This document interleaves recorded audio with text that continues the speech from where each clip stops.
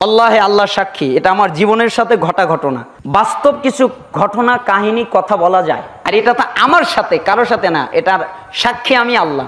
আমি যখন সহিহ আকীদায় প্রথম আসলাম, আমি সহিহ আকীদায় ছিলাম না, পড়াশোনা আমার বিদআতি প্রতিষ্ঠানে, কওমি প্রতিষ্ঠানে। যখন আমি সহিহ আকীদায় আসলাম, আসার পরে আমি সহিহ আকীদার একটা মসজিদে চাকরি নিলাম। আমার চাকরির বেতন ৩,০০০ টাকা মাসে। মাসে কত? ৩,০০০। পরিবারের সদস্য আমি, আমার সন্তান, আমার স্ত্রী। মা বাবা তো গ্রামে থাকে, আমি কাদের দিব? মা বাবাকে দিব না স্ত্রী পরিবার, আমি স্ত্রী সন্তানকে দিব? বর্ণনায় এসেছে যদি মা বাবা সচ্ছল হয় আর ছেলে যদি দুর্বল হয়, তাহলে ছেলের দায়িত্ব স্ত্রীর হক আদায় করা। আর মা বাবা যদি সচ্ছল না হয়, তাহলে মা বাবারও হক আদায় করা। তা আমি তো সচ্ছল নয়, চলতেই পারি না। ৩,০০০ টাকায় মাস চলে? তো কি চলতো আমার?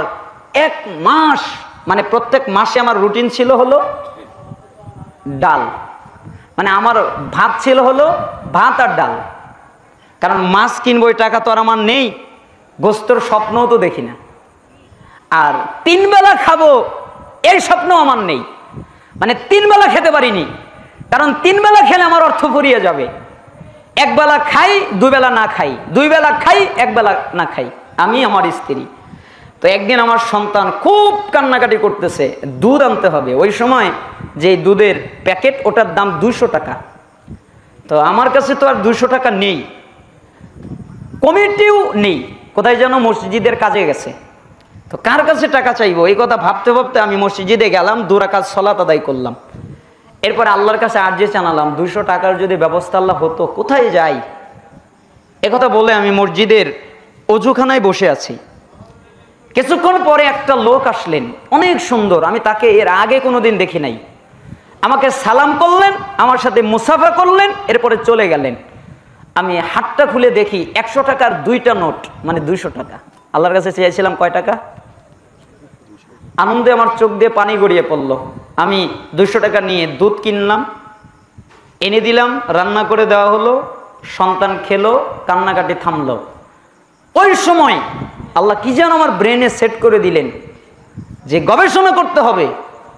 ওই সময় আমি ইলম অর্জন করার জন্য কোরআন গবেষণায় বসে যাই, হাদিস গবেষণায় বসে যাই। এভাবে টানা কয়েক মাস চললো। কিরকম? রাতে ঘুম ছাড়া, মানে আমি ঘুমিয়েছি, যখন ঘুম ধরেছে কিতাবের উপরে হেলান দিয়ে ঘুমিয়েছি, পিঠ লাগিয়ে ঘুমাইনি। তো এইভাবে অনেক দিন চলতে থাকলো, খালি গবেষণা করতে করতে একদিন ইবনে মাজা 4107 নম্বর হাদিস পেলাম। ইবনে মাজার কয় নাম্বার হাদিস? এটা হলো আমার জীবন পরিবর্তন করার হাদিস, আমার জীবনকে উলট পালট করে দিয়েছে। হাদিসটা হাদিসে কুদসি, আল্লাহ তাআলা বলছেন, এ ইবনে আদম, হে আদম সন্তান, তাফাররাক লি ইবাদাতি আমলা সাদরাকা গিনান ওয়াসুদ্দা ফাকরা, তোমরা আমার ইবাদত করো, আমার বন্দেগী করো, আমি তোমাদের অন্তরের পেরেশানি দূর করে দেব, আর তোমাদের দরিদ্রতা আমি আল্লাহ দূর করে দেব। যে বলেন তো কথাটা কি? আমার ইবাদত করো, তাহলে কি হবে? তোমাদের যে অন্তরে পেরেশানি, এই পেরেশানি থাকবে না, সব দূর। আর তোমার যত দরিদ্রতা আছে আমি আল্লাহ দূর করে দেব। এরপর আল্লাহ তাআলা বলছেন, ওয়াইল্লাম তাফআল মালাতু সাদরাকা শুগলান ওয়ালা মাসুদ্দা ফাকরা, আর তোমরা যদি আমার ইবাদত না করো, আমার বন্দেগী না করো, তাহলে আমি তোমাদের অন্তরে পেরেশানি দিয়ে যুক্ত করে দেব। খালি পেরেশানি আর পেরেশানি, শান্তি আর কোথায় পাবে না। এবং আমি তোমাদের দরিদ্রতাকে কখনো দূর করব না। খালি অভাবী, তাই না? 100 কোটি টাকা আছে, আরো 50 কোটি লাগবে। ও ধনী না গরিব? আপনারা কি মনে করেন? ধনী কে? যার কিছু লাগে না সেই ধনী, তাই না? যার অল্প আছে খুশি, আমার আর কিছু লাগবে না, এই তো ধনী। আর যার লাগবে কি? গরিব। তো 500 কোটি টাকা যার আছে, এর যদি আরো 500 কোটি টাকা লাগে, ধনী না গরিব? গরিব। তার মানে যে ব্যক্তি আমার ইবাদত করবে না, আমি তার পেরেশানি দিয়ে যুক্ত করে দেব, আর দরিদ্রতা দূর করব না। আমার ভিতরে নাড়া দিয়ে উঠলো, কি পেলাম? আল্লাহর ইবাদত করলে আল্লাহ রিজিক বাড়িয়ে দেয়, এটা তো জানতাম না। আমার বেতন তো 3000 টাকা, তার মানে আল্লাহর ইবাদত করলে আমার রিজিক বেড়ে যাবে, এই কথা আমার অন্তরে জেগে বসলো। আল্লাহে, আল্লাহর কসম, তখন আমি জানি না কতটুকু ইবাদত করতে পেরেছি, তবে আমি যতটুকু পেরেছি ততটুকু সাধ্য মতো যত প্রকার ইবাদত করার সাধ্য আমার আছে করার চেষ্টা করেছি।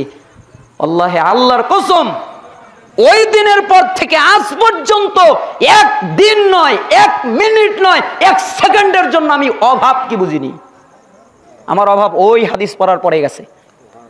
হাদিস বললাম, কিছুক্ষণ পরে কমিটি আসলো, আসার পরে বললো আমরা পরামর্শ করেছি, তোমার তো কষ্ট হচ্ছে, তোমার এই মাস থেকে বেতন হলো 10,000 টাকা। আমার 7,000 টাকা বেড়ে গেল এক কথায়। তারপরে আমার অন্তরে যে কি শান্তি, এটা আপনাদের বোঝাতে পারবো না, এটা বোঝানোর ভাষা আমার নেই। আপনারা যদি আমার অন্তরে শান্তি দেখতে পারতেন তাহলে এখনই যুদ্ধ করতেন আমার শান্তি কেড়ে নেওয়ার জন্য। আল্লাহে, আল্লাহর কসম, আমার অন্তরে কোনো পেরেশানি নেই, অন্তরে অস্বস্তি নেই, অন্তরে কোনো অভাব নেই, অন্তরে কোনো পেরেশানি আমার অন্তরে উদ্রেক হয় না। আমার অন্তর মনে হয় শান্তিতে ঘেরা। আমার মনে হয় যে আমার মতো শান্তিতে আর সুবিতে কেউ নেই। ওই দিনের পরে আর আমি অভাব দেখিনি, আজকে এই পর্যন্ত এখনো অভাব দেখিনি। তার মানে আল্লাহর ইবাদত করলে আল্লাহ কি বাড়িয়ে দেয়? রিজিক। এ দায়িত্ব কে নিয়েছেন? আল্লাহ। ইন্নার রিজকা লা ইয়াতলুবুল আবদা কামা ইয়াতলুবুহু আজালুহু। বান্দার রিজিক তাকে ওইভাবে খোঁজে যেভাবে মৃত্যু তাকে খোঁজে। মৃত্যু খোঁজে না, মৃত্যু পিছনে পিছনে ধাওয়া করে, ঠিক আপনার রিজিকও ধাওয়া করে।